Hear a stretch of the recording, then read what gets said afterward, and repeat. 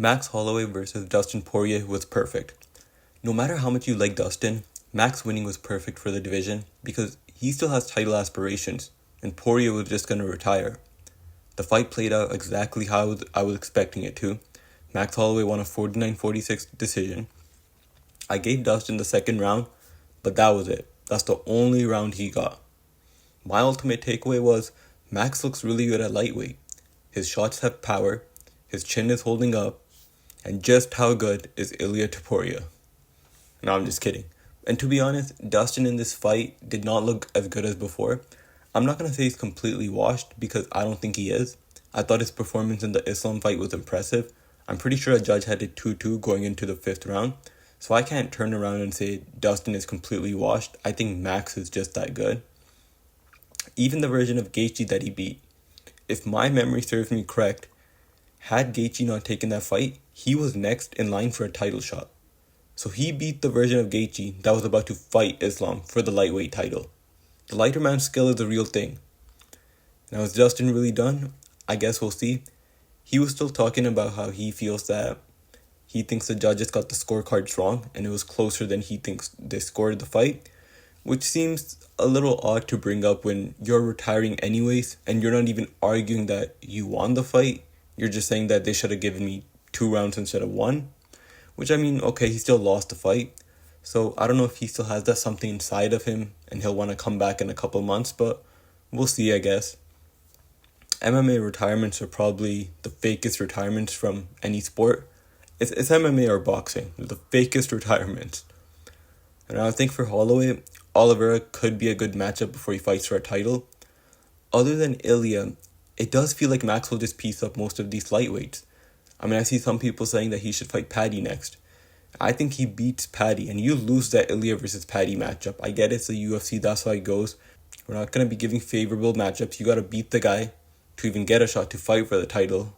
But I think that does ruin a potential matchup between Ilia and Paddy down the line. So I think you do Holloway versus Oliver. I think that's the best possible matchup to make right now. Paulo Costa versus Roman Kopylov was a masterclass, and I'm happy for Costa. He can be as funny as he is. He can be as interesting as he is. But you have to put some wins together for any of that stuff to matter. You can't constantly lose and expect you being funny to be enough for people to care about you.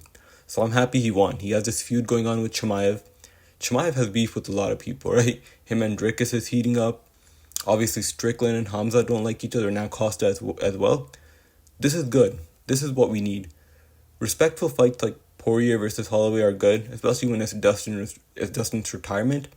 But bad blood is what makes some of these other fights interesting. Do I think Costa had the shot to beat Hamza? Probably not. But if he can earn a title shot, then that build-up will be one of the funniest ones. So I'm happy for Costa. As for Kopylov, I don't know what's next for him. It feels like we all describe him as a prospect, but he's 34 years old. And I think this fight did just show levels. No matter how slick Kopylov has looked in some of his past fights, we saw a really good version of Costa be able to take him out. Kevin Holland versus Daniel Rodriguez was the fight of the night in my opinion. So while I was watching the fight, I did give Holland the first round, but I think that was just my bias speaking.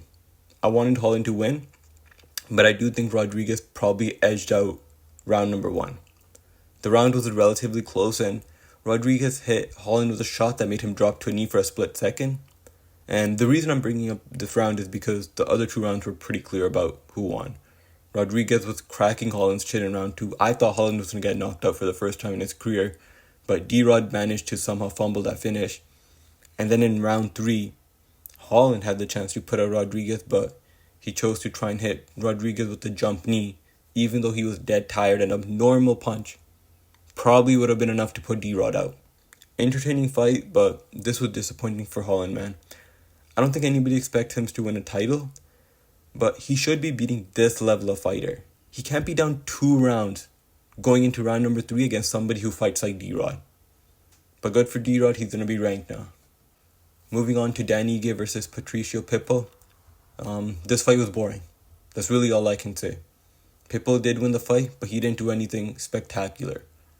I still can't believe that he was basically put in a number 1 contender spot against Yair in his debut. You best believe if he won that fight, they would have given him a title shot against Volk. So I don't have much to say about this fight, but after how Pitbull fought in that first fight, he should not have been on the main card of a pay-per-view. Michael Johnson versus Daniel Zellhuber was the fight that opened up the main card, and listen, man, Unk still got it. Daniel Zellhuber spent the whole first round just trying to land that head kick and was just kicking Michael Johnson's arms that whole round. Johnson still had insanely fast hands for his age. He won that first round, and in that second round, he dropped Zellhuber with the left. He was up 2 rounds going into the third round, and Zellhuber just didn't show much urgency. He's down 2 rounds, he needs to finish. And I guess pushing for a finish on a guy like Johnson is dangerous because he can still put you clean out. But Zellhuber needs to make some changes. He's a massive lightweight and should be able to beat Johnson at this point if he wants to make noise in that division. But regardless, good win for Michael Johnson. He's now on a 3-fight winning streak in the year 2025. I don't know who he would fight next, maybe somebody like Bobby Green, but I think he would probably knock him out. Bobby's chin is gone.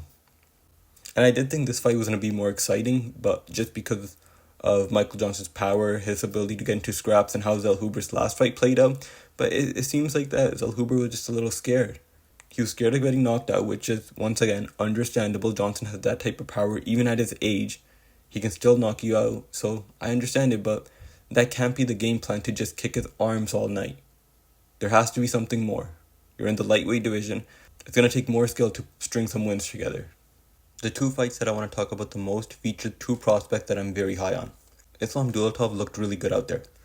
The only thing I was worried about him was, after seeing his Contender Series fight, was how wild he looked. But he came out composed. I thought his opponent could have made it tricky for him, but he stayed composed and ended up knocking him out with a check left hook.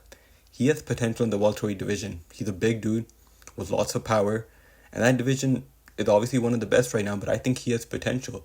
When I see guys like Holland and D-Rod, those are ranked welterweights fighting, and just take it slow, give him some more experience. He's only 26, no need to rush him, but he's got some serious potential.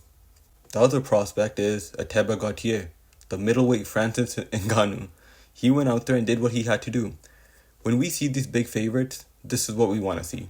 Don't make it a fight, go out there and make it easy work. I don't even know if Robert Valentine threw a punch. It's almost like he was scared from the opening bell, but was trying to act like everything was fine. He got rocked and then emoted and proceeded to do absolutely nothing. Gautier also seemed like he was extra cautious, like he was making it a point to be extra cautious. He rocked Valentine, but he didn't go in there swinging. He wanted to be patient and win the fight, which is exactly what he did. He also has serious potential in this division. He's in the middleweight division, which seems a lot less skillful, so it's very possible for him to climb the ranks. I want to see him against a grappler and how he does, but that's 2 very exciting prospects on this card in Gautier and Dulatov. Kyler Phillips versus Vinicius Oliveira was also one of the sloppiest fights on the card. There was a couple of those on this card. Doesn't make for high-level fights, but hey man, they're entertaining. I'm happy for Oliveira for winning this. He has a fun style. I do think some people that were extra high on him may have taken a step back in their praise after this performance. The way he fights may not work against some of the guys at the top of the bantamweight division, but hey, we'll see. Marvin Vettori versus Brendan Allen won fight of the night, and the fight pretty much went how you thought it would. Brendan Allen in the first couple of minutes looked amazing, but then almost fumbled. Vettori threw the same punches while getting pieced up himself. However, we all know those punches don't affect him. He will not be knocked out, but he's taken a lot of damage in his career. I think, depending on who he fights next, that first knockout could be coming soon. Or maybe Marvin's chin just holds up forever. This fight should have been on the main card, but good win for Allen. Vretnikov and Prado were probably in one of the funniest fights I've ever seen, and they gave Vretnikov the decision. I had Prado winning, but when you fight like that, neither of you deserve to win. I don't really care who the judges gave it to. I feel like Vretnikov had this in the bag. He just kept doing dumb stuff, but hey, he still got the victory. Jimmy Crute, Ryan Spann, and Bruno Ferreira all got submission wins. The opening fight was a women's fight, and Carly Judas got the KO. This is what I was talking about with the prelims. It was just finish after finish after finish, so the main card was a little underwhelming. All in all, this card was pretty good. The prelims were amazing, some of the best ever, just finish after finish. However, Paulo Costa versus Kopylov should just not be the co-main event on a pay-per-view in 2025, and they definitely messed up the positioning of some of the fights, but since the prelims were good, we know Dana White's gonna say, "Oh yeah, what do you guys know? See, I know how to put on fights," even though the name value wasn't there for the main card. Should be better fights for an $80 pay-per-view. But good card, some interesting talking points to come away with. And until next time, peace.